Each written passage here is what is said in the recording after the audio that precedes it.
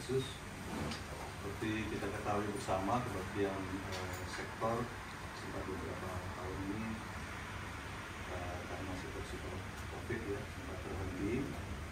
Namun dengan kondisi yang mulai membaik, maka di tahun 2023 ini kebaktian sektor kita kembali dilaksanakan, dan hari ini adalah kebaktian sektor kita yang perdana di tahun 2023 ini. Untuk itu kita patut bersyukur pada Tuhan yang telah memimpin kita untuk kebaktian sektor kita malam. Sebelum kita mulai kebaktian ini, marilah kita satu bersama.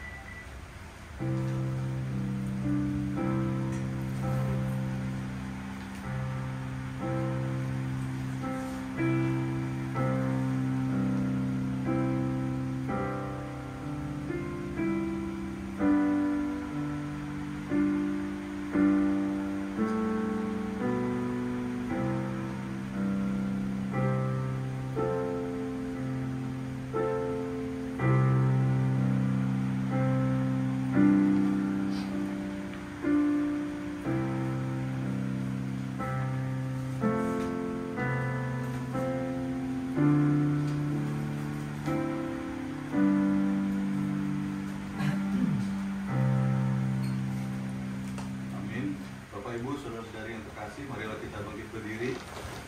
Kita bernyanyi dari Kidung Jemaat nomor 363 ayat 1 dan 2, bagi Yesus Kuserahkan.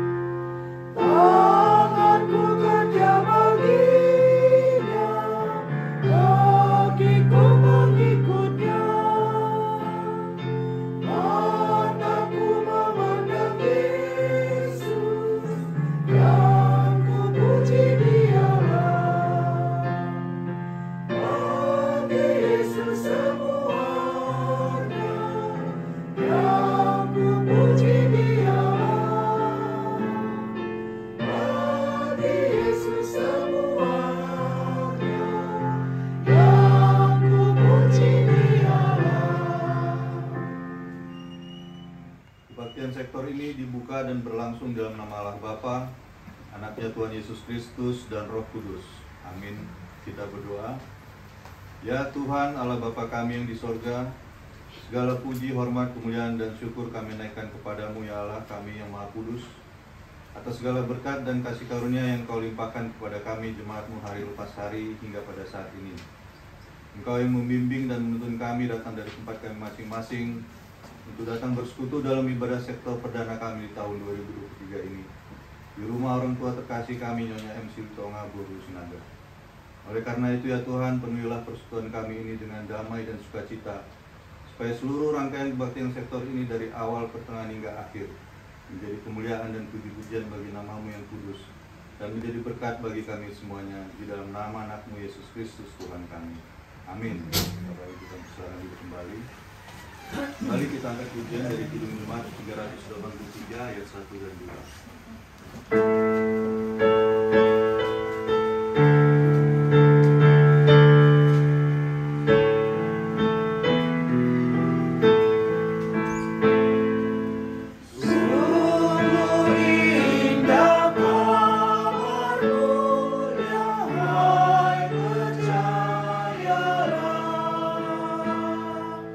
Yesus Kristus tak berubah.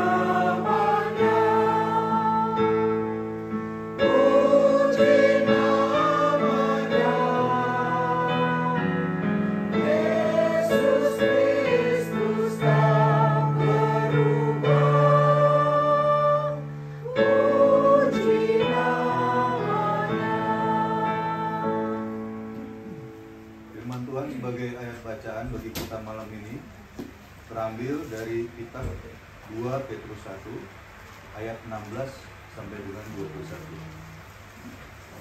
Marilah kita membaca secara responsoria. Saya akan mulai ayat yang 16 dengan perikop membuat tentang kemuliaan Kristus telah digenapi. Sebab kami tidak mengikuti domain-domain isapan jempol manusia ketika kami memberitahukan kepadamu kuasa dan kedatangan Tuhan kita Yesus Kristus sebagai Raja, tetapi kami adalah saksi mata dari kebesarannya.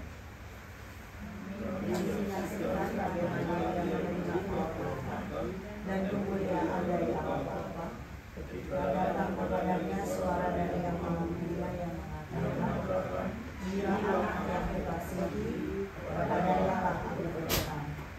Suara itu kami dengar datang dari sorga ketika kami bersama-sama dengan Dia di atas gunung yang kudus. Kemudian kami ditunjukkan oleh firman yang telah disampaikan oleh para nabi.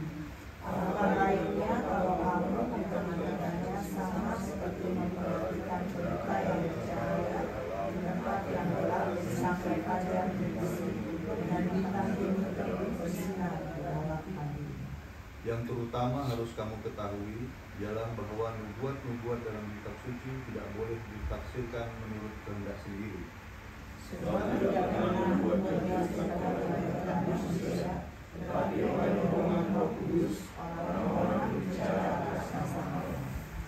Sampai semakin jauh bacaan firman Tuhan. Berbahagialah orang-orang yang mendengar firman Allah yang menghayati serta mengamalkannya. Amin. Untuk menyambut pemberitaan firman Tuhan, kembali kita bernyanyi dari Kidung Jumat 395 ayat 1 dan 2.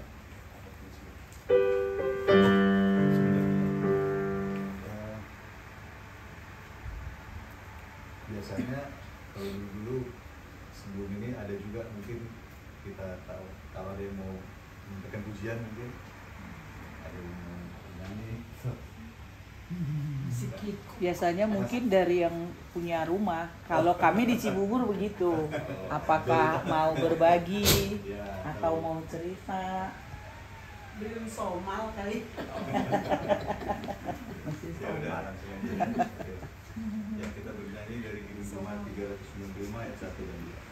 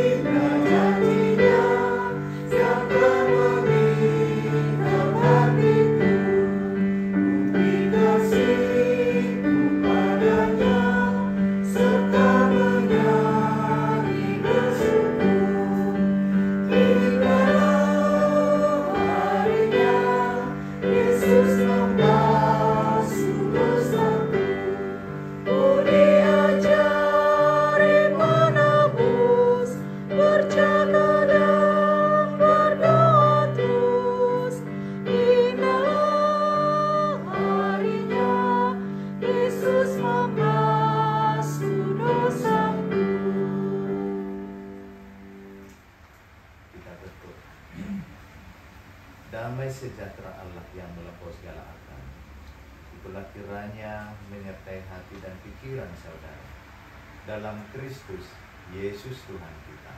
Amin. Mari kita buka kitab kita 1 Korintus 3 ayat 1 sampai 9.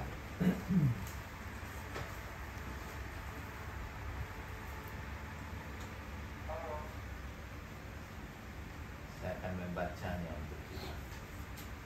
Dan aku, saudara-saudara, pada waktu itu tidak dapat berbicara dengan kamu seperti dengan manusia rohani, tetapi hanya dengan manusia duniawi yang belum dewasa dalam Kristus.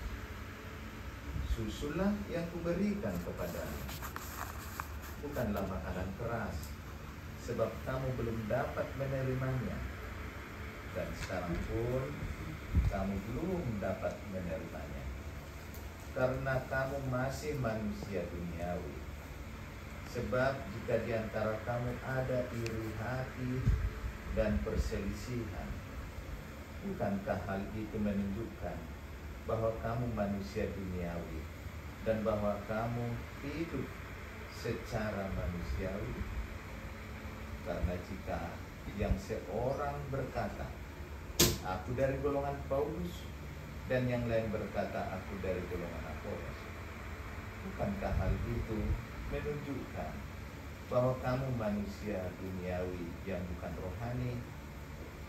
Jadi apakah Apolos, apakah Paulus, pelayan Tuhan yang olehnya kamu menjadi percaya, masing-masing menurut jalan yang diberikan Tuhan kepadanya. Aku menanam, Apolos menyiram, tetapi Allah yang memberi pertumbuhan. Karena itu yang penting bukanlah yang menanam atau yang menyiram, melainkan Allah yang memberi pertumbuhan. Baik yang menanam maupun yang menyiram adalah sama, dan masing-masing akan menerima upahnya sesuai dengan pekerjaannya sendiri. Karena kami adalah kawan sekerja Allah. Kamu adalah ladang Allah, bangunan Allah. Demikian firman Tuhan. Bapak, Ibu, dan Saudara, firman ini mengingatkan kita saat ini kemungkinan dalam berjemaat masih ada proses pendewasaan itu. Artinya belum sampai dewasa. Jadi kalau dalam firman ini kita diingatkan bagaimana menjadi jemaat yang dewasa.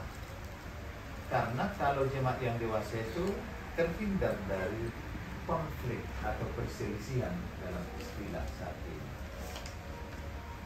Memang kalau disebut di sini contoh yang memicu perselisihan itu adalah iri hati. Itu dicontohkan tadi, ada iri hati. Jadi kalau iri hati itu sebenarnya tentang kompetisi yang terjadi, itu akan menjadi semakin subur. Tetapi Paulus mengingatkan itu bahwa berprinsip tentang yang utama dari persekutuan itu adalah Allah yang memberi pertumbuhan. Memang Paulus sering kita kenal tulisannya itu dia sebagai arsitek sebenarnya. Makanya kita disebut bangunan. Bisakah berdiri bangunan tanpa fondasi? Itu nggak bisa.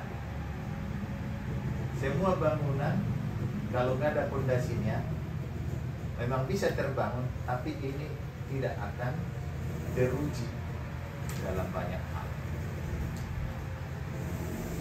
Jadi bangunan itu adalah kita sendiri, dikatakan Paulus, tapi fondasi itu adalah Yesus Kristus. Makanya kita jemaat semua yang di sini, ketertarikan kita ke gereja, dan itu luar biasa, tapi tidak boleh lupa karena Yesus Kristus. Karena banyak mungkin di sana sini, ayo ke gereja, datang loh kawan kita, si Anu. Jadi fondasinya kurang kuat seperti itu. Atau ayo ke gereja, malas, yang khotbah si Anu, makin jelas tidak berfondasi dia. Karena Paulus sendiri Dia mengakui manusia yang berkemungkinan juga melakukan banyak hal yang tidak berkenan di hati manusia. Atau Apolos juga, walaupun dia sangat pintar dalam dunia Yunani juga dia sangat hebat, tetapi juga sama, berkemungkinan banyak kelemahan. Jadi ketika ada orang yang memilih, aku golongan Paulus lah, aku golongan Apolos lah. Nah, orang-orang yang diutus Tuhan itu punya kelemahan masing-masing. Artinya kalau dipilih seperti itu, sedang memilih kelemahan. Makanya fokusnya tadi adalah yang utama Kristus yang menumbuhkan. Jadi kalau pelayan itu, katakanlah relevansinya sekarang saya lah dulu sebagai pelayan itu. Terus terang, ya saya juga sama seperti kita, orang berdosa. Maka kalau ada istilah jadi pengikut, aku lebih mengikuti pendeta Sultan lah gitu. Ini akan mengaburkan prinsip-prinsip gereja atau rohani kita. Karena yang kita butuhkan sebenarnya terbangun atau bangunan Allah itu di atas fondasi Kristus sendiri. Apa syarat untuk bisa membangun malah lantainya puluhan seperti itu? Tetap fondasi sebenarnya. Fondasi yang membuat kekokohan itu. Mau berapa lantai dibangun, tetap fondasinya harus benar-benar kokoh. Dan yang paling kokoh dalam hidup kita, fondasi yang sebenarnya adalah Kristus. Silakan kita bangun kehidupan kita luar biasa, talenta kita luar biasa. Tapi sekali lagi, kalau memang bukan Kristus fondasi kita, inilah yang mudah nanti terombang-ambing. Datang ajaran yang baru, tertarik, ayo kita pelajari gitu kan. Karena jemaat-jemaat bisa terombang-ambing, padahal masalahnya sebenarnya dia kurang kuat berfondasi dalam Kristus. Apakah fondasi yang ditanamkan itu, karena fondasi harus ditanam, apakah bisa kita sendiri membangun fondasi itu? Enggak, harus orang lain. Nah, itulah fungsi Paulus dengan Apolos tadi, menanamkan fondasi itu kepada bangunan-bangunan Allah itu ya kita sendiri. Makanya kalau saya contohnya, kalau lalai menanamkan fondasi itu, nah, berarti saya sedang mengizinkan jemaat mudah saja roboh dalam bangunan hidup. Ada masalah stres, ada masalah langsung kacau hidupnya, ada masalah langsung berantakan semuanya. Nah, jadi memang khasiat dari Kristus menjadi dasar kita. Semua kan kita nggak ada yang bebas dari masalah ini, satu nggak ada. Atau ada di antara kita dari dulu hidup nggak ada masalah. Bagus-bagus amat semua. Ante semua sukses semua. Nanam tanaman juga, langsung berbuah dia. Nggak ada. Semua tidak.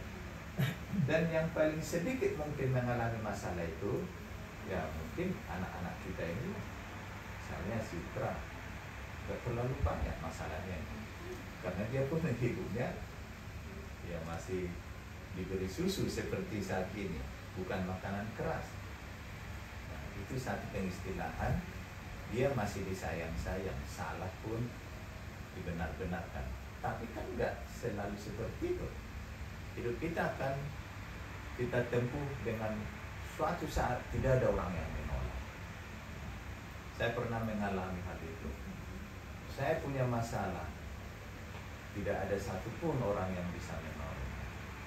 Karena Tuhan mengizinkan itu, saya harus bergumul bersama Dia.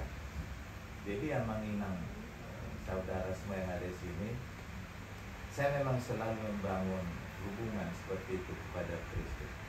Sehingga dari dulu mungkin tidak terlalu ada jemaat yang merekam keluhan-keluhan itu, bukan karena tidak ada keluhan, bukan. Tapi sudah terbiasa harus membangun hubungan itu kepada Tuhan, menyampaikan kepada Dia. Memang ciri kalau saya punya banyak masalah, saya cepat tidur. Saya nggak mau terpancing memikirkannya. Seperti itu.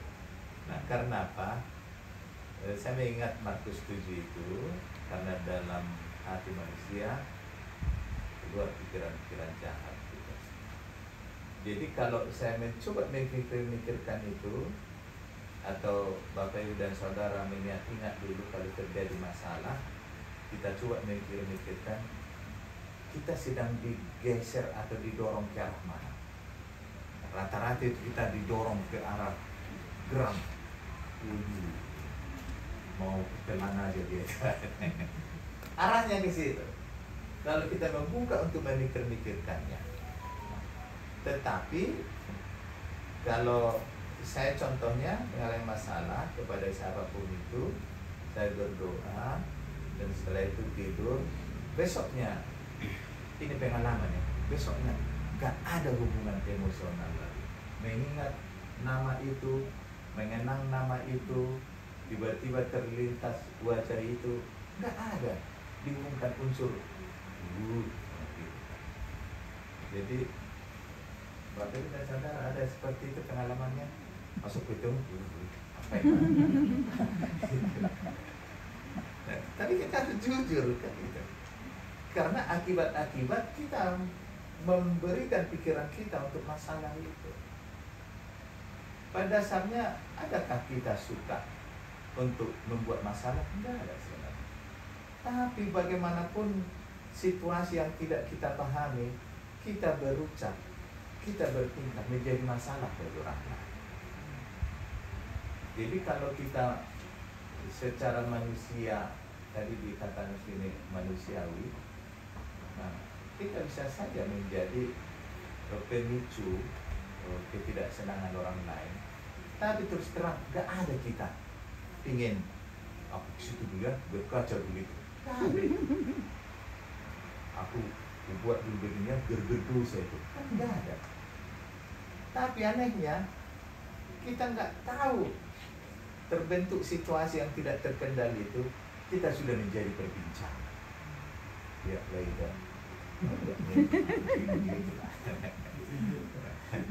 Jadi Laida banyak kali makan. Iya, tahu ya aku. Banyak kali gayanya ngutang dia itu kan. Nah, itu. Nah, jadi hal itu bisa saja terjadi. Nah, ketika kita juga diperguncingkan dan kita sendiri juga kurang kuat berfondasi dalam Kristus, yang menjadi konek ini apa dibilangnya sama aku? Ada pula yang memicu kan? Oh iya, dilaga supaya jadi tontonan. Di sektor ini itu harus terlibat. Tidak boleh ada di sektor ini mengalami sesuatu hal yang tidak berfondasi dalam Kristus. Karena bangunan itu pasti indah dan tidak ada bangunan yang bengkok-bengkok. Kalau ada bangunan yang bengkok, semakin dibangun lagi di atasnya itu pasti roboh. Biasanya lurus itu. Dan itu sangat rapi. Dan bangunan konstruksinya yang kokoh dan yang lurus itu mau dibuat berbunga-bunga, mau bersayap, mau yang lain, itu pasti bisa. Nah, artinya hidup kita sudah berfondasi kepada Kristus tadi, dasar-dasar hidup kita Kristus, dasar berpikir kita juga Kristus. Bunga-bunga yang kita buat di dalam hidup kita bukan menjadi beban atau merusak kita sendiri, tetapi memperindah. Nah, itulah firman Tuhan bagi kita, dan biasanya ada diskusi. Kalau ada yang mau bertanya, mau menanggapi, saya persilahkan. Atau mungkin ada yang bertanya tips tertentu, asal ketemu kepada sianmu, gimana itu? Langsung spontan, gitu misalnya kan, reaksi langsung flash mood. Dan dia udah makan enak lahap, datang dia langsung tawar rasanya. Berkali. Sekali di Perbedaan Iya, kan. biar kiki menunya langsung tawar langsung kikinya. Ada? Bapak Ibu? Saya mau tanya, Oh iya, silakan Ina. eh, di kita kan sering juga ya, sering sekali. Misalnya kita bicara ngobrol gitu ya, terus kita bilang kok gitu ya, dia melakukannya seperti itu ya, terus jawabannya begini, nggak apa-apa lah, kan kita masih hidup di dunia. Jadi seolah-olah kita harus mengaminkan dia melakukan manusia duniawi itu, kan? Karena kita di dunia, jadi ya udah, gimana gitu? Iya. Memang ada secara psikologi. Sedikit teman, Iya. maaf. Apalagi kalau kita maaf ya, maaf ya, kita mengomentari misalnya tentang khotbah seorang pendeta atau apa. Yalah nggak apa-apalah kan, pendeta kan juga manusia. Itu juga sering Amang, ya. Jadi bagaimana itu Amang kalau begitu? Maaf Amang ya, Nggak jadi apa-apa, membawa nggak soal apa-apa. pendeta. Memang secara psikologi ada terlontar dari kita kata-kata toleransi seperti tadi untuk Iya, memaklumi. iya. Nah, memang ada seperti itu. Nah, makanya kalau hati-hati juga kita tentang iman, kadang toleransi itu kan muncul ketika berhadapan dengan berlainan kepercayaan misalnya. Nah, supaya jangan terlalu terganggu atau tersinggung, kita katakan kan agama itu sama untuk Ya. menyejukkan. Sering Tapi, juga. iya, tapi bahayanya, nah, ketika mungkin keturunan kita mengingat itu, merekam itu, nah, suatu saat menikahlah dia dengan berbeda agama atau kepercayaan, karena dia ingat samanya itu, dengan itu sama. Caranya aja dulu. Iya, karena toleransinya itu kan. Akhirnya kita nangis, kita stres dalam keadaan itu. Dan memang kita tidak boleh lupa dorongan toleransi tadi telah membuahkan sesuatu yang sangat buruk. Nah, sama seperti tadi, dorongan untuk toleransi lebih memaklumi kan masih manusia. Sebenarnya ini menghasilkan sesuatu yang buruk. Dan tidak bisa kita meneruskan hal itu karena kita rindu sebenarnya melihat potret yang sesungguhnya itu ya. Jadi saya juga rindu bagaimana fokus khotbah itu sebenarnya pendengar dan pelaku pertama itu adalah saya. Itu sebenarnya prinsip khotbah.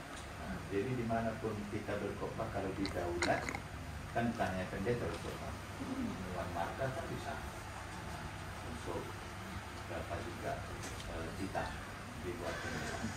Memang kalau uraian sebagus apapun yang kita sampaikan, apakah itu mungkin referensi-referensi dari banyak orang atau buku, tapi inti khotbah itu sebenarnya pendengar dan pelaku pertama dalam pengkhotbah sendiri. Nah, sehingga banyak kawan-kawan yang bergeser, bukan pengkhotbah lagi, tapi berbicara. Takut. Jadi halus. Iya. Nah, itu sangat beda sebenarnya berbicara dengan pengkhotbah. Baru yang berikut memang karena pendewasaan itu tadi ya, pendewasaan itu harus terjadi. Kemungkinan besar kita akan mencoba mengkritisi sesuatu, karena kalau misalnya taraf SD, SMP, SMA, kalau gurunya minta diskusi, biasanya belum setajam mahasiswa. Jadi ketika iman kita sudah dewasa, ya otomatis kita bisa mengkritisi apapun. Apakah mungkin pernah juga kawan-kawan ilustrasinya malah tokoh dunia. Memang saya hindarkan itu, tokoh dunia. Kalau tokoh rohani saya mau. Tapi banyak sekarang pengkhotbah seperti itu, mau Bill Gates, mau Thomas Alva Edison, banyak hal tokoh-tokoh dunia menjadi ilustrasi tentang rohani. Nah itu apakah dari unsur semangatnya dia ambil? Tapi kalau khotbah, dari dulu saya memegang itu, Yesus itu adalah ilustrasi yang sangat luar biasa. Bagaimana dia menjalani hidup bersama kita manusia. Tubuhnya yang suci itu bersedia dijamah orang berdosa. Memang kalau berbicara pada tentang Yesus yang sudah kita pahami, ya kita sendiri sebenarnya sering mau menangis. Asal berbicara tentang Yesus, kita bisa sering mau menangis seperti itu. Karena apa? Memang luar biasa kehadirannya. Jadi kita semua kalau memang ada mengkritisi, sebenarnya itu ciri-ciri kedewasaan itu. Sama itu misalnya kita suami istri, kecuali si Rahel yang sudah berkeluarga, kan itu. Kan kalau kita belum dewasa, nggak diizinkan kita menikah. Karena apa? Suatu saat kita akan di suami, kita akan ditegur istri, kita dikritisi. Jadi seandainya kita belum dewasa, ini kan jadi perang ini. Di kampung kan kayak gitu. Bagus, caramu kayak gitu bang, kata suaminya. Datang ke sini, dia sebagus apa rupanya kau? Bukan hanya di kampung itu Mas. Nah itu lah. Tapi artinya Di kampung dan di sekolah. dari sekolah gue. Artinya ketidakdewasaan itu ini akan berakibat fatal. Nah, jadi kenapa orang dewasa menikah? Supaya siap saling membangun. Dan salah satu membangun itu adalah batu-batu tajam menjadi fondasi itu. Nah, jadi nggak ada batu yang mulus-mulus atau yang cantik-cantik menjadi fondasi. Malah Yesus juga dikatakan batu yang dibuang.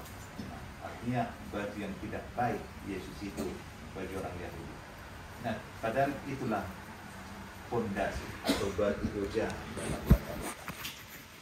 Jadi kedewasaan itu salah satu unsurnya adalah mengkritisi. Nah, itu apa? Biar itu menjadi suatu warna. Kalau kita sedang membicarakan sesuatu. Nah, dan diusahakan punya kesimpulan. Jadi jangan tidak ada kesimpulan.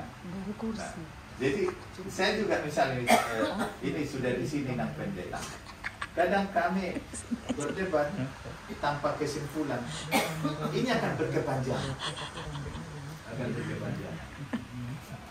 Jadi Gini. tapi mungkin hanya kami seperti itu. Kalau Amang Inang bagus-bagus kurasa keluarga ya.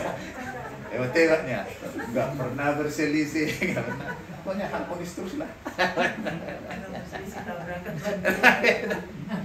Mulai jemaat kurasa ya, aman-aman aja.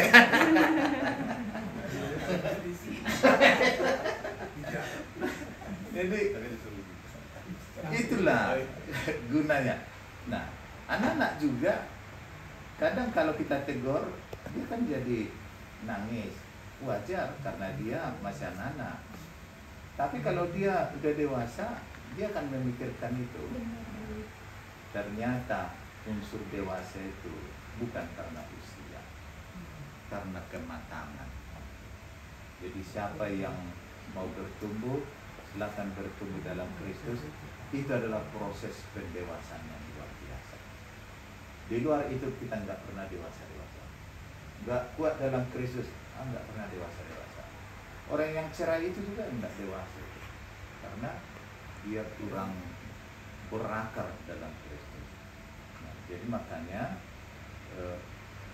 prinsip untuk berakar itu dalam Kristus itu jangan lompat. Nah, jadi intinya ciri kedewasaan itu juga adalah bagian mengkritisi. Jadi jangan dulu dianggap langsung mengatakan dia Kalau nama kritik ibu tuh dirinya maksudnya tidak, nah gitu kan. Nah, sakit mau nabrak gitu kan. Apalagi ada proses sebelumnya yang nggak beres-beres kan. Duel lah terus itu. Di gereja pun duel dia kan. Saling mematakan. Karena begini, ini kelanjutan yang dikatakan Paulus sebenarnya konflik itu. Sebenarnya kalau perselisihan itu terjadi, ini berakibat fatal karena apa? Bukan soal ide siapa yang terbaik, tapi seseorang sudah menjadi lakonnya itu antagonis dia selalu. Nah, itu selalu mematakan. Itu sebenarnya potret perselisihan yang paling jelas. Jadi waktu saya melayani di satu gereja tertentu, idenya bagus dan luar biasa, tapi karena sumbernya dari yang tidak dia sukai, langsung dipatahkan. Itu sebenarnya kerugian-kerugian kalau berselisih, berkonflik. Mau di mana pun, jangankan di gereja, di keluarga, di rumah tangga, di tempat kerjaan. Kalau sudah terjadi konflik, hasilnya akan saling mematahkan. Nah, artinya tidak ada kemajuan bagi orang yang berselisih. Kira-kira seperti itulah. Ada lagi? Oh ya, Tadi kan kita berbicara mengenai hak kedewasaan, duniawi, terus masih susu yang diminumnya, terus nah itu semua itu sebenarnya supaya kita mendapat yang terbaik itu tanggung jawab siapa ya? Itu. Nah, makanya Paulus katakan tadi, Paulus yang menanam, Apolos yang menyiram, itu tanggung jawab dari pelayan Tuhan. Kalau di gereja pendeta, jemaat, para penatua, kayak Pak Richard lah, tugasnya lain. Jadi kalau inang gurma nurung, cengeng, salahnya lain. Jadi jangan mau cengeng inang gurma nurung, nanti jadi disalahkan. Iya, nah itulah hanya susu jadinya yang diberikan karena belum dewasa. Itu adalah gambaran. Artinya makanan keras itu sudah harus diberikan. Apa itu? Tanggung jawab. Itu contoh makanan keras. Tanggung jawab, kepedulian, baru inisiatif. Nah, jadi kelihatan memang anak-anak sudah dewasa bahwa dia sudah peduli kepada yang lain. Makanya kalau di sekolah, kalau datang anak-anak, Pak, ada orang tua kawan kami yang meninggal, kami disuruh untuk memberi sumbangan. Nah, itu kan contoh-contoh membangkitkan kepedulian. Pada suatu saat tidak ada mengarahkan dia, pasti dia keberatan. Kok nggak ada pengumpulan dana? Nah, gitu. Dan ada terjadi kedewasaan itu. Maka di jemaat pun biasanya kan begini, kok nggak ada ini ya? Nah, gitu. Karena sudah bertumbuh kedewasaan itu. Jadi unsur manusiawi itu memang ini harus diberantas. Karena apa? Bisa saja gereja itu dianggap menjadi keuntungan baginya. Jadi ada beberapa juga yang saya layani sebelum Jakarta, kalau nuntut dari gereja dia nomor 1, tapi untuk memberi ke gerejanya, nggak tahu nomor berapa dia. Ada juga baru direncanakan karena ada diakoni, direncanakan aku mau sakit minggu depan, nggak bisa sekarang, disetor dulu. Sakit sudah sangat terpuruknya sebenarnya dan nggak pernah disadari. Itulah kalau manusiawinya tadi memang sangat halus itu ya, manusiawi. Tapi maksudnya duniawi lah itu. Bisa saja gereja mau diperalat dia menjadi keuntungannya. Jadi siapakah yang bertugas di situ? Ya kami harus sabar-sabarlah, terus membimbing, terus dibina. Kalau kawan di gerejanya nggak bisa dibina, dibinasakan dia. Kalau di Menteng nggak boleh gitu. Harus dibina ya semua, nggak boleh dibinasakan. Nah itu Lenan. Ada lagi kira-kira? Dalam mereka. Oh iya, di rumah kami ada 2 ibu-ibu yang menangis sangat sedih, sangat jelas, bukan karena bersalah, tapi karena mereka sangat bersyukur saking besarnya rasa syukurnya dia menangis. Tapi apakah rasa bersyukur seperti itu ada baiknya, sebab dia berhasil, dua yang kedua ini mendoakan supaya seseorang menjatuhkan kesalahan yang paling berat. Nggak tahu apakah di rumah ibu-ibu bapak-bapak ada. Kebetulan tadi rumah kami ada 2 tuh ibu-ibu. Begitu mereka menangis karena yang mereka mintakan itu terpenuhi, dan sedang yang dimintakan itu adalah membuat orang lain jadi game selesai. Nah, apakah ini satu sikap keimanan yang harus kita jadikan, bukan menjadi contoh, tapi perlu kita perhatikan bahwa layak untuk diikuti. Ya. Nah, memang ada firman Tuhan berkata, pujilah roh itu sendiri. Nah, kadang luapan emosional kita dengan bersyukur, ya itu bisa saja menangis, itu nggak masalah. Tetapi yang kita hindari, mensyukuri apa ini? Nah, kadang udah kita peringati yang knalpotnya besar-besar gitu kan, sepeda motor. Oh, begini, yang dia bersyukur justru tuntutannya darah, dibayar darah, Nah, itu terpenuhi. Nah, itulah. Jadi kadang seperti itu dari kita tegur karena bising, suatu saat tabrakanlah dia. Gak ada lagi knalpotnya itu. Nah, malah bersyukur keadaan itu. Nah, ini yang perlu kita hindari. Karena seperti ini. Amsal berkata, nanti akan saya cari.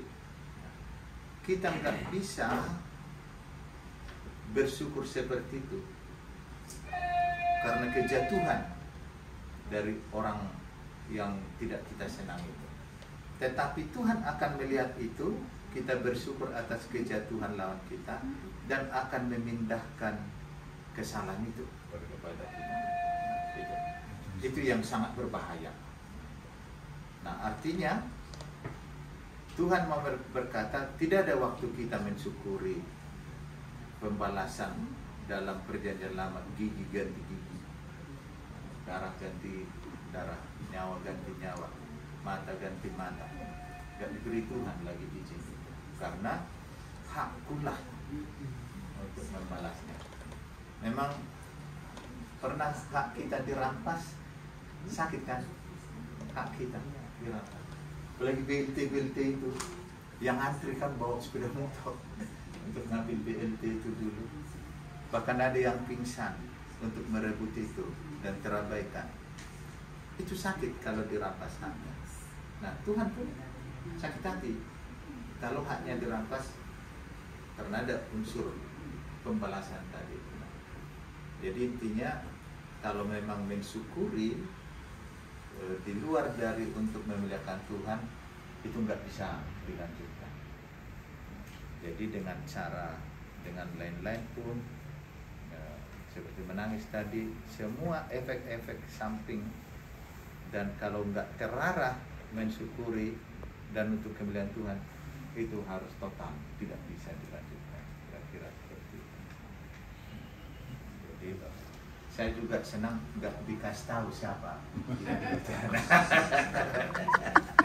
Ibunya di sini tanya dulu siapa ibunya kata. Oh iya. Nah, Diperjelas pula nomor. Datang ke rumah nanti kalau pengen. Iya. Yang nanya nomor. Iya. Dan ada babak baru kan. pulang bertanya kan malah ada sesuatu yang Jeng jeng. ada lagi kira-kira apa kira? Cukup? Baik. Nah, jadi itulah firman Tuhan bagi kita. Kita mau ngambil kesimpulannya, perselisihan itu terjadi karena satu, kurang dewasa. Yang kedua, memang tidak berakar dalam Kristus. Nah, yang ketiga, kalau ada iri hati juga, ciri paling konkret kita belum dewasa. Dan bukan karena kita tidak punya, iri kepada yang punya, enggak. Sama-sama orang berada seringkali menjadi saling iri. Nah, artinya itu ketidakdewasaan juga. Baru yang berikut, apa efek dari perselisihan? Efek yang membahayakan, tidak ada kemajuan. Karena akan saling mematahkan ide-ide yang baik. Karena akan ada sifat antagonis yang memuncak di dalam perselisihan itu. Nah, jadi malam hari ini kita diberkati firman ini, kita dikenyangkan hidup untuk berdasar dalam firman.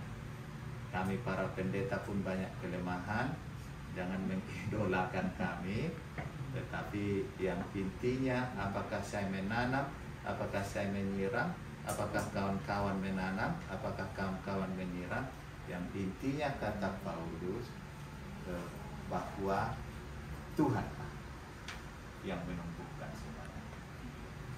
Oh iya, dari Butai. Iya, maaf kamu. Saya baru tadi kan bilang mengenai keselisihan yang justru kalau kita diem aja bukannya kita berdosa, ya kita mengutarakan satu perbedaan, itu kan speak up gitu ya. Tapi kalau kita diem aja bukannya berbuat dosa. Itu gimana cara membedakannya? Ya. Memang kata Salomo, segala sesuatu ada waktunya. Memang ada waktunya kita harus diam, merenungkan segala langkah. Memang ada waktu. Makanya kalau hari Minggu itu memang kita bernyanyi bersama waktu Tuhan. Yang saya percaya waktu Tuhan sebenarnya. Kita tidak ada lepas dari konflik, mau konflik dimanapun. Tapi dari dulu saya percaya waktu Tuhan. Karena kalau Tuhan mengizinkan, ya itu pasti terjadi, sesuatu pun pasti terjadi. Tetapi saya sudah percaya bahwa Allah itu menyelesaikan dan Dia punya waktu untuk itu. Makanya kalau kita diam, memang ada dorongan-dorongan dari kawan. Kok diam aja? Makin kelewat lah itu nanti, gitu misalnya kan. Nah, jadi kadang kita terpancing juga. Nah, tetapi biarkan dulu, saya terbiasa gitu. Biarkan dulu Kristus berbicara.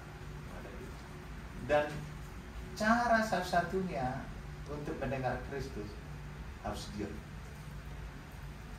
Malah kadang saya bangun tengah malam, tidak ada yang mengetahui itu, bahkan inang pendeta pun nggak tahu itu. Saya hanya diam aja, nggak berdoa, bukan kusuk untuk baca firman. Saya hanya diam aja, memberi waktu. Bagaimana Tuhan mau berbicara? Bahkan saking dari dulu saya seperti itu, saya kan tidak tahu mertandang. Nah, kalau nggak datang inang ini ke rumah, nggak jadi aku menikah. Ini kelangkaan ini. Datang ke rumah. Datang ke rumah. Tapi sebelumnya memang karena rumah pendeta yang di Sibolga dulu itu sebesar gereja, besar. Nah, karena tadinya di situ gereja, nggak ada lagi lahan membeli rumah pendeta, kawasannya dibangunlah lantai 2 gereja, lantai 1 lah rumah pendeta. Memang saking luasnya, masa hanya aku di sini, sepi kali. Nah, jadi berdoalah aku tengah malam itu, Tuhan saya siap mau menikah. Tapi itu harus dari tangan. Dalam keadaan tidak ada pacar. Nah, saya memang nggak pernah pacaran dari dulu. Jadi Jadi saya nggak pernah ditolak. Nggak pernah ditolak. Karena nggak pernah pacaran. Nah, jadi memang Tuhan memberi wajah kosong. Saya terjemahkan waktu itu dalam keadaan berhubungan pada Tuhan. Terserahlah mau gimana bentuknya, matanya, telinganya, rambutnya, semua itu saya berikan kepada Tuhan dan terbentuk satu wajah. Jadi waktu Inang ini datang ke rumah, ininya itu. Jadi nggak pernah saya tanya mau sama aku atau enggak. Langsung saya bilang bulan sekian kita menikah, langsung itu ya. Oke, langsung. Iya, itulah yang saya hidupi sampai sekarang. Saya suka mendengar Tuhan, tapi harus mendiamkan diri.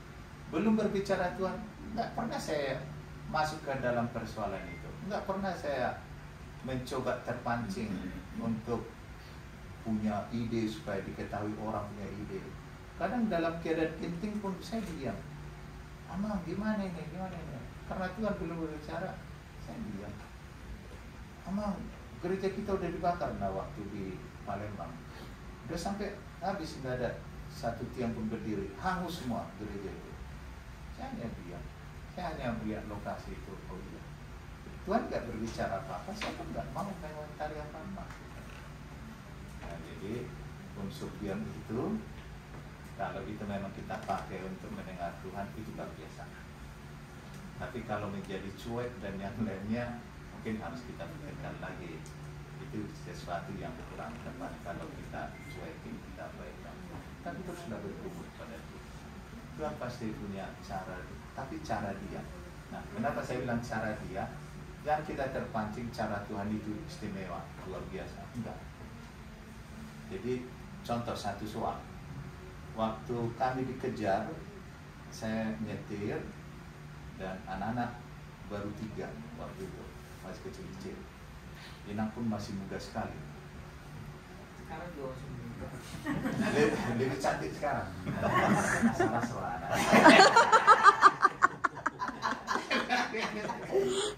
Jadi di Palembang ini kami dikejar.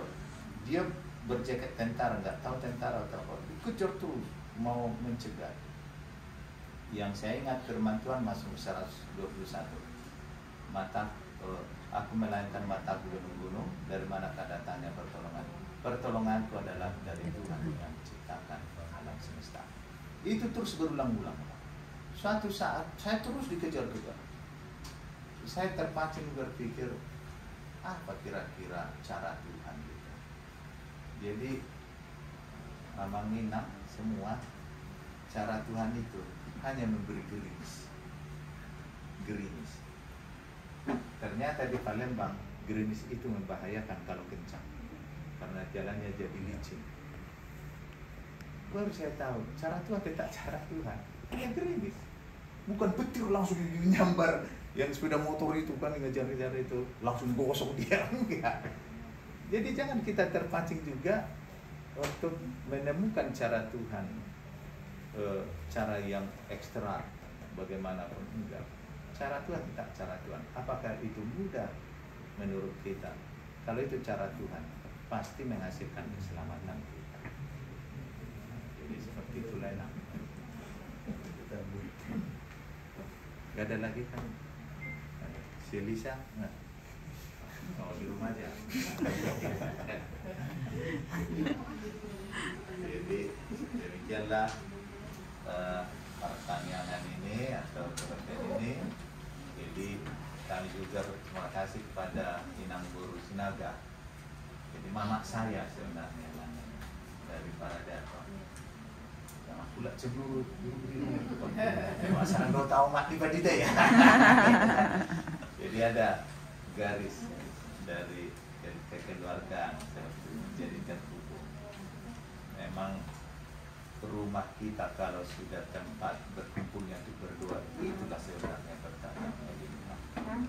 Jadi di rumah ini firman Tuhan juga sudah berbicara kepada kita. Tentu Inang dan seluruh keluarga yang di sini lah ya, memang menjadi pelaku juga firman Tuhan itu. masa pelayanannya ya. Jangan pernah menjadi sumber konflik di gereja kita. Tapi saya yakin ya itu, saya yakin ya. Sama situa yang ada di sektor ini pun saya yakin itu. Tapi Cibubur, ya di Cibubur nanti bicarakan, jangan di sini. Nah, jadi saya yakin juga ada Pak Gandhi di sini ya, akan bersama-sama melayani dan menghindari perselisihan itu, dan terbangunlah sektor kita yang luar biasa bertumbuh karena dasarnya adalah Kristus. Jadi panjang umur Inang dan semua keluarga yang ada di sini, keturunan Inang ini, Tuhan memberkati. Kita berdoa.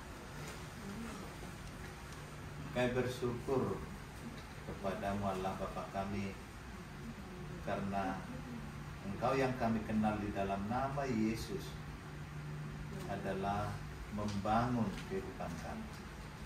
Dan firman-Mu menyebutkan kami adalah bangunan Allah. Dan di situ kami tahu bangunan tidak akan terbangun kalau tidak ada fondasinya. Dan fondasi yang kokoh akan dapat membangun bahkan bangunan yang sangat megah sekalipun. Dasar itu adalah Yesus Kristus. Dan kami percaya hidup kami kalau tidak berdasar dalam Kristus, sudah lama hidup kami terabaikan. Sudah lama hidup kami sungguh berantakan. Jikalau sampai saat ini kami hidup dalam keadaan baik, dalam keadaan terus bertumbuh, semakin kami pahami kami sudah ada di atas Kristus menjadi dasar kehidupan kami. Keluarga besar Silitonga yang dapat kami temui saat ini, dan keluarga ini Inang Bursinaga membuka rumah ini menjadi tempat kami memuliakan Kau, bahkan memberi persembahan kepadamu. Terberkatilah mereka karena sukacita mereka untuk menyambut kami, dan itu dapat kami saksikan bersama bagaimana mereka dengan terbuka dan menyambut. Biarlah juga firman Tuhan yang sampai kepada kami semua, jikalau kami juga berkenan memberi bahkan satu cangkir air pun karena kami mengenal Kristus, maka upah itu adalah benar Engkau berikan. Biarlah juga keluarga ini menyambut kami karena mereka mengenal Kristus. Terima kasih Bapa, apapun pergumulan di dalam keluarga ini, kami tahu Tuhan menyediakan jalan-jalan untuk mereka lalui, sehingga mereka di dalam keselamatan. Terpujilah nama Bapa. Dalam Kristus Yesus kami berdoa dan syukur. Amin. Amin. Setelah kita bernyanyi dua syafaat, kita bernyanyi Paras 2 ayat 2 dan 3.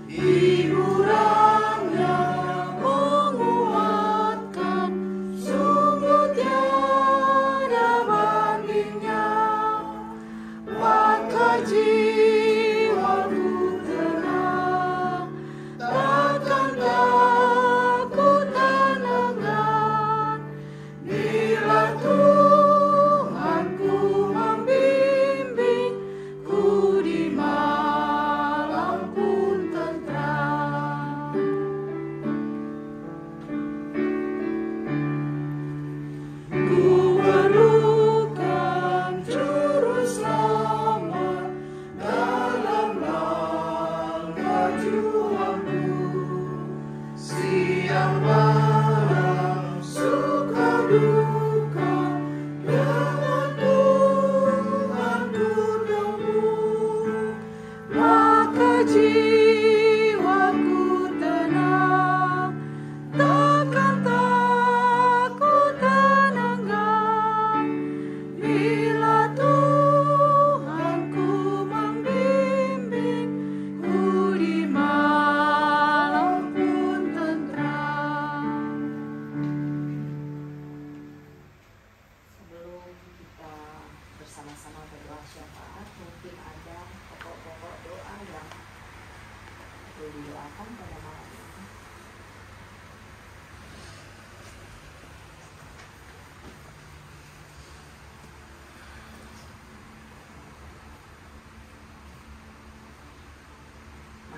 bersatu dengan doa.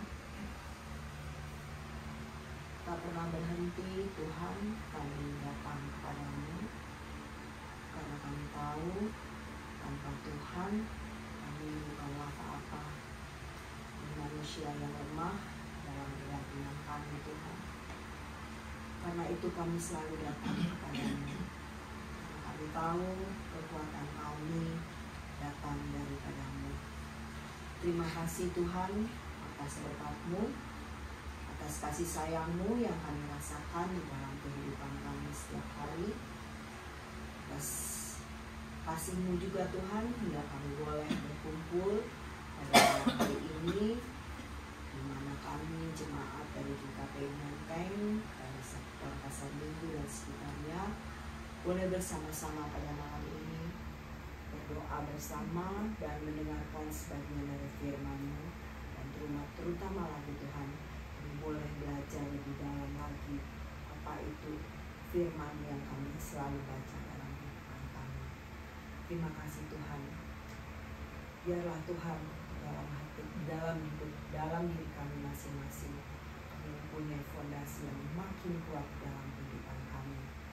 Tuhan selalu bersama dengan kami, di mana kami sebagai manusia sering mempunyai persoalan-persoalan di dalam kehidupan kami.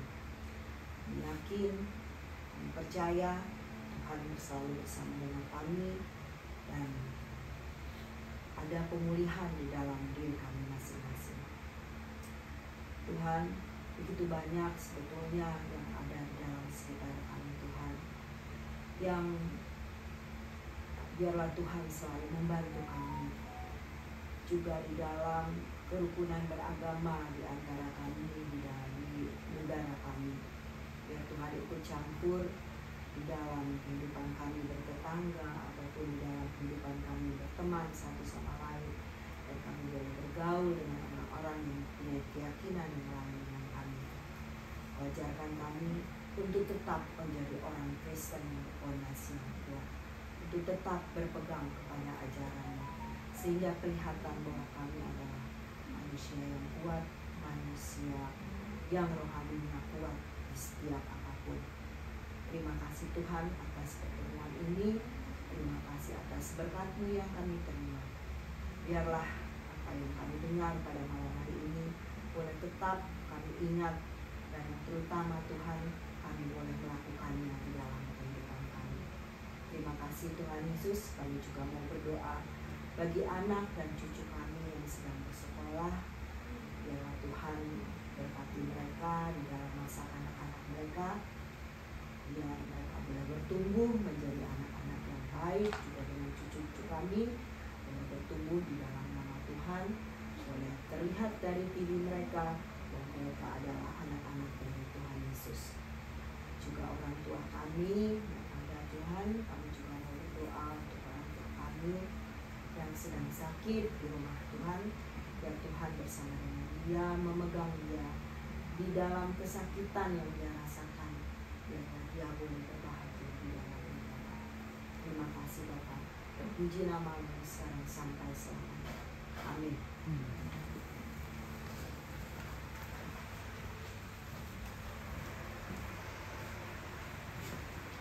Sebelum kita menyerahkan kesenangan kita bernyanyi 205. Hidupkan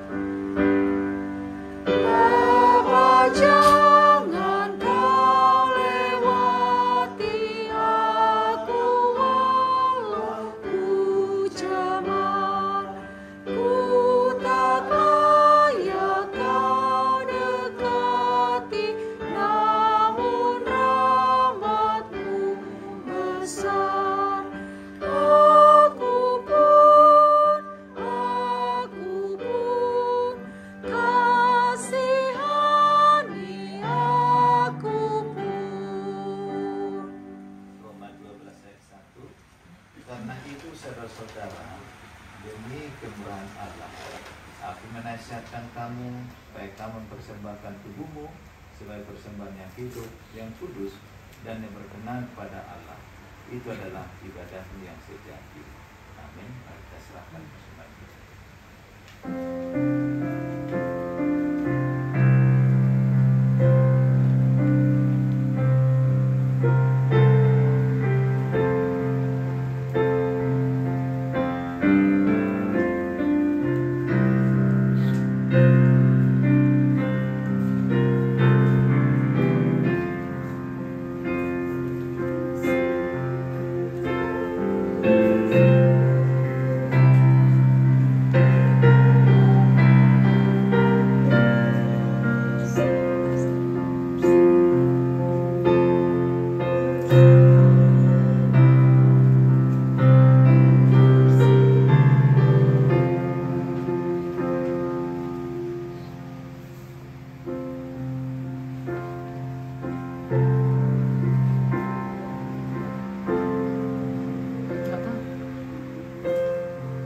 Mari kita bangkit berdiri.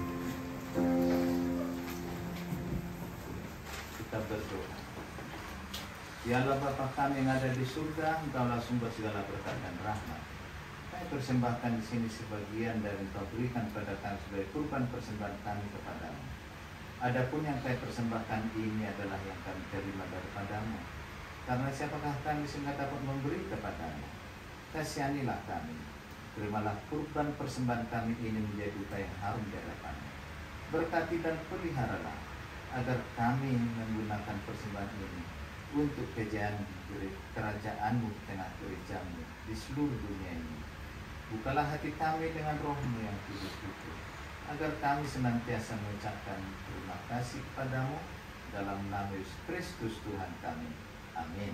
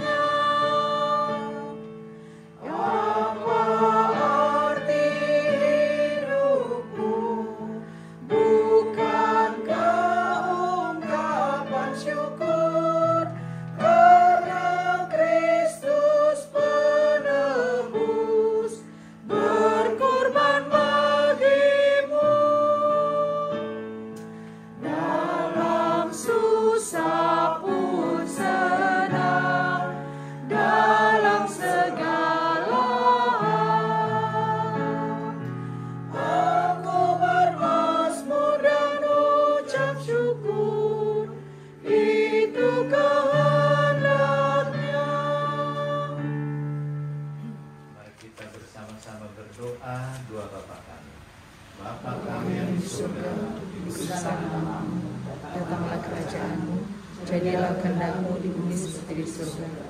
Berikanlah kami pada hari ini makanan kami yang secukupnya, dan ampunilah kami akan kesalahan kami, seperti kami juga mengampuni orang yang bersalah kepada kami. Dan janganlah membawa kami ke dalam pencobaan, tapi lepaskanlah kami daripada yang jahat, karena Engkau yang punya kerajaan, dan kuasa, dan kemuliaan sampai selama-lamanya. Amin. Anugerah dari Tuhan kita Yesus Kristus, kasih setia dari Allah Bapa dan persekutuan Roh Kudus menyertai saudara sekalian. Amin. Silakan.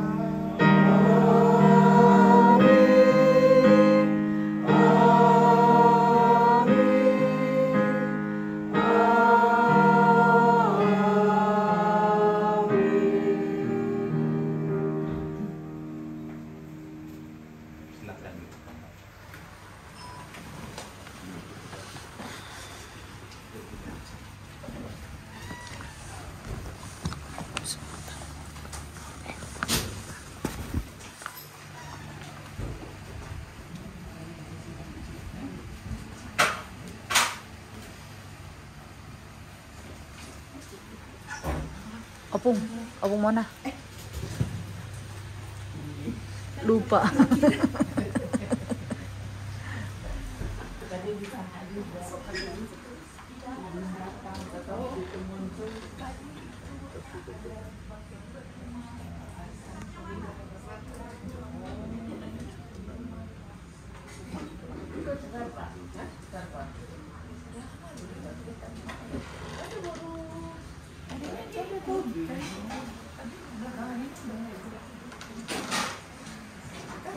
Di belakang saya rumahnya. Iya.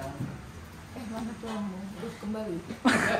Belum tahu kapan datang. Semoga pas datang sudah dipindah. Pengennya. Ada rencana. Pengennya sih gitu. Nggak jelas ini. Oh, ada si Jaja. Hello.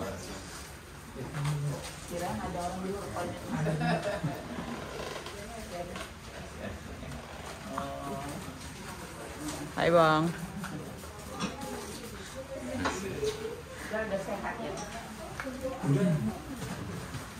Anak-anaknya yang besar berada ya? Berada, iya, kelas 6.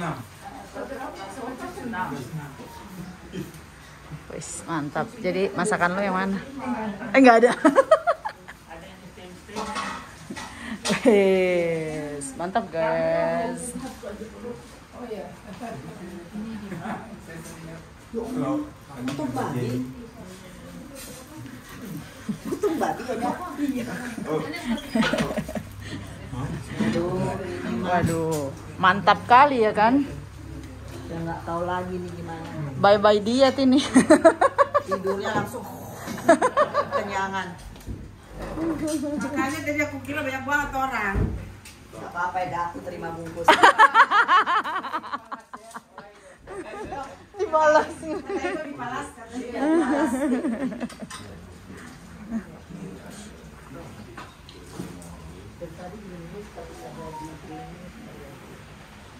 Tadi sempat. Iya, hujan sebentar aja. Angin belum bisa. Berhenti. Ada berapa kali tuh gerimis-gerimis terus. Nggak bisa ininya. Tapi yang 2 hari yang lalu ya ampun hujan terus. Padahal Imleknya udah lewat. Ini salah ngitung kopingkok kalau. Oh iya. Doa lah kali ya. Udah bisa teh.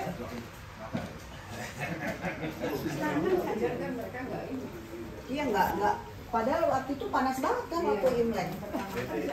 Waktu nggak ada berkat. Udah ketemu. Amsal 24 ayat 17. Jangan bersuka kalau jatuh.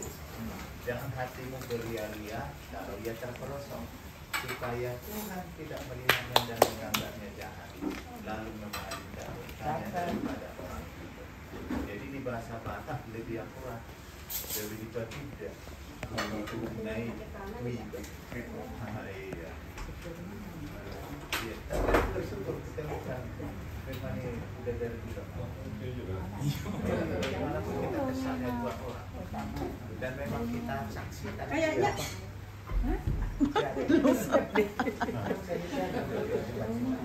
Doa makan. Itu yang masak lah.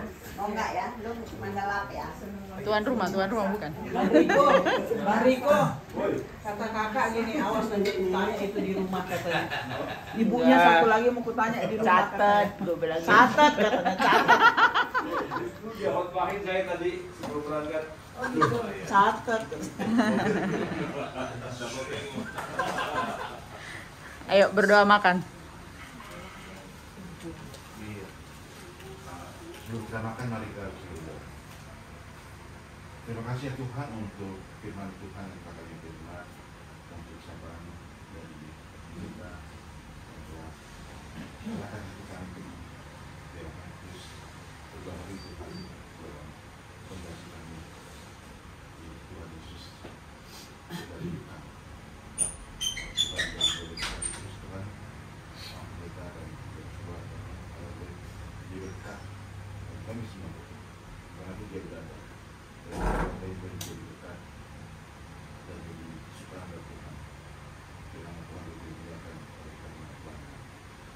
terima kasih Allah, kami juga ucap syukur Tuhan untuk makanan dan minuman yang disediakan kami Tuhan.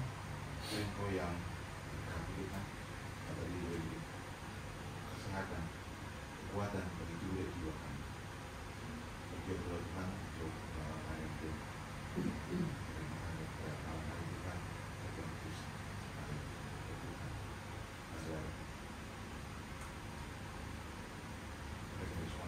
Kami semua boleh semakin anak Tuhan tidak penyertaan Tuhan Tuhan semua. Terima kasih Allah. Ibu saksar kami Tuhan. Kita tahu wali Tuhan yang Yesus Tuhan Tuhan. Amin. Amin. Oke, selamat menikmati masakan nenek-nenek. Mantap ini, mantap. Nenek-nenek yang udah berpengalaman. Ayo Pak Pendeta, ayo silakan yuk. Silakan. Nanti kalau Amang nggak kesini kami semua nungguin. Biar cepat lah. Ada saksi nih.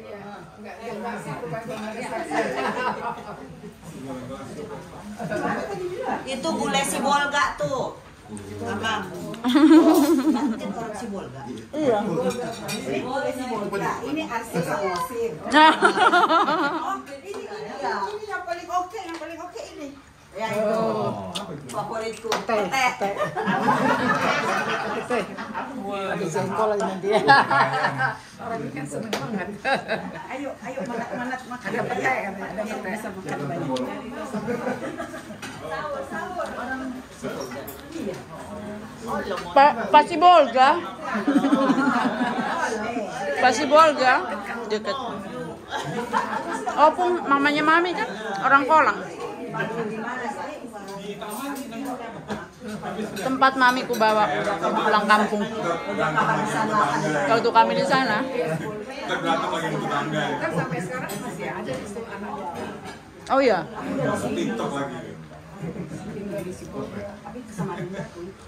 Tulangku masih ada di situ, masih. Saya kan di Bolga tuh duanya enak. Oh iya, parah banget. Warnanya kuning ke orange, manis pahit. Lengkap ya. Ada alkoholnya lagi. Sering apa memang ini? Musim. Dari Sibolga, si Dempuan, sama Pahae. Oh, 3 itu tuh, gila itu.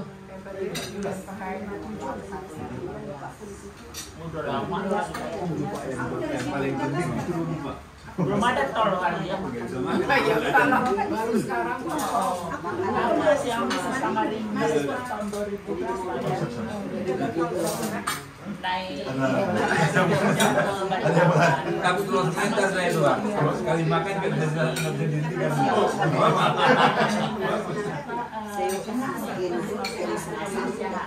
Kok nggak ada yang mau ibu-ibunya? Inang pendeta lah dulu.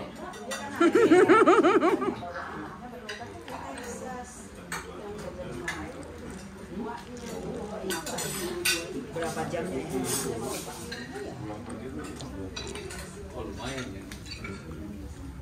Makan, Pung. Bang, makan, Bang. Bagian terakhir enak. Nggak diburu-buru. Enggak lah. Begini kan udah nih, Pung. Mumpung ada kaca itu.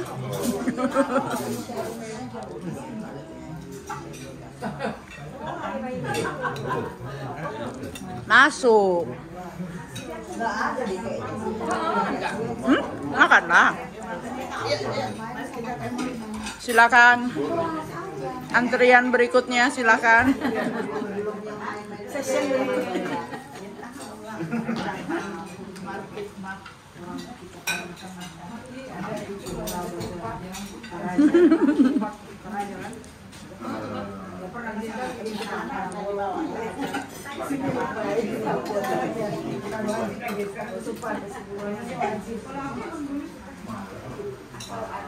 Televisi ya, untuk rumah tangga. Zamannya si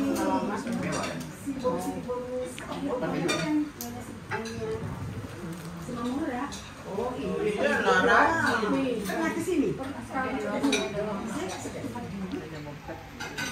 Wajib kayak Sampai sini. Apa sih namanya tuh?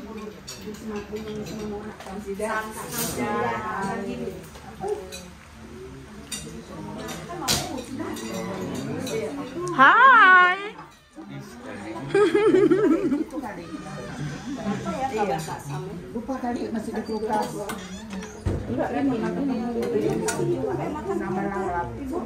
santai Kak. Masih ada antrian lagi. Dia bilang kalau cari yang mana masih sih lu. Aku suka nanya sambal lalap ya ada. Ini ya sambal lalapnya. Iya. Bisa begini ya. Kalau kita. Jadi kan dong saya. Aku kalau makan ini enaknya pakai tangan dong. Cuci tangan lah. Ya udah cuci tangan. Pakai nasi ini. Mana bisa bersendok tangan. Dia kan tahu. Dia yang foto-foto makan dulu. Kecil-kecil aja deh. Iya Inang. Ada kurang Sup. petai kali ya. Sup belum. Lewat.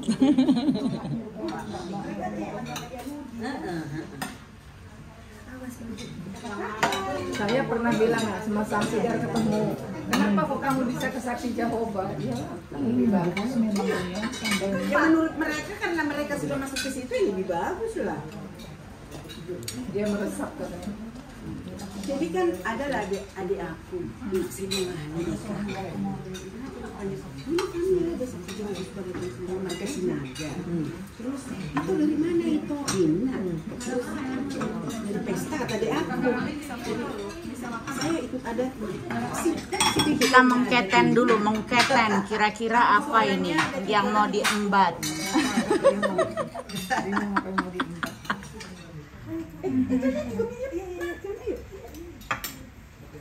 Mesti disuruh dulu sama mertuanya ya kan? Takut dia sama mertua takut. Bet, mesti disuruh dulu sama mertua ya? Diberi izin baru kita. Pura-pura itu sih. Mau mengkisian banget loh. Kesian banget. Saya tuh. Kesian banget loh. Tapi jangan jorok banget loh di situ. Tempat gua Ya kuat. Itu udah kosong antrian, ayo.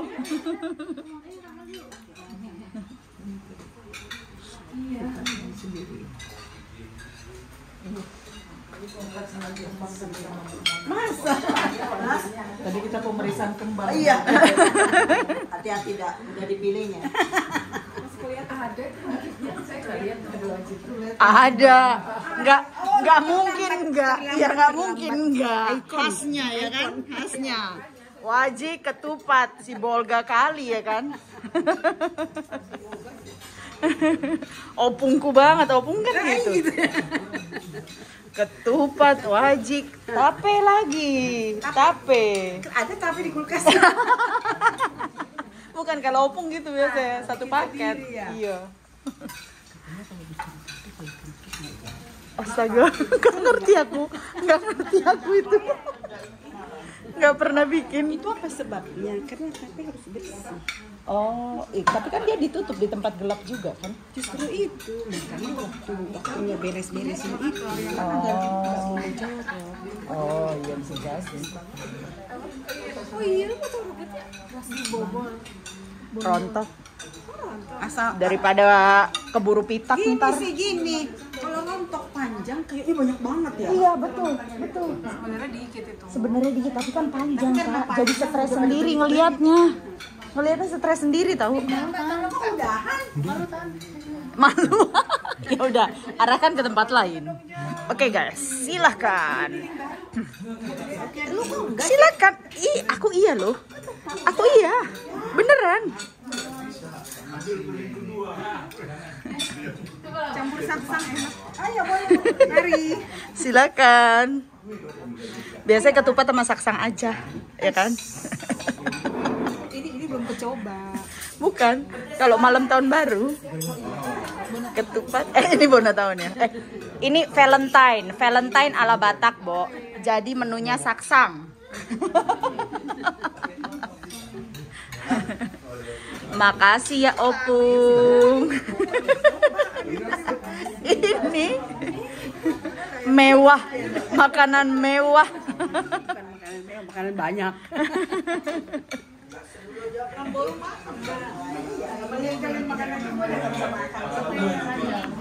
Oke guys, ini ibadah pembuka pertama di sektor Jakarta Selatan.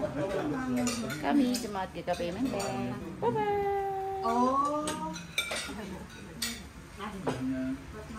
Selamat makan semua. Bisa makan sudah sekali.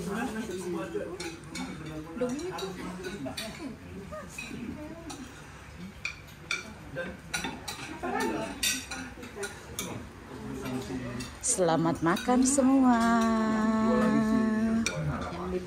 Yang meliput Makan juga, tenang aja. Selamat makan. Hakim hukum lain menentu hakim.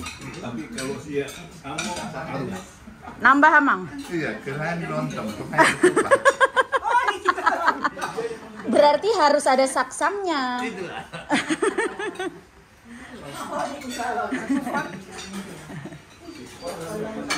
Ketupat santan.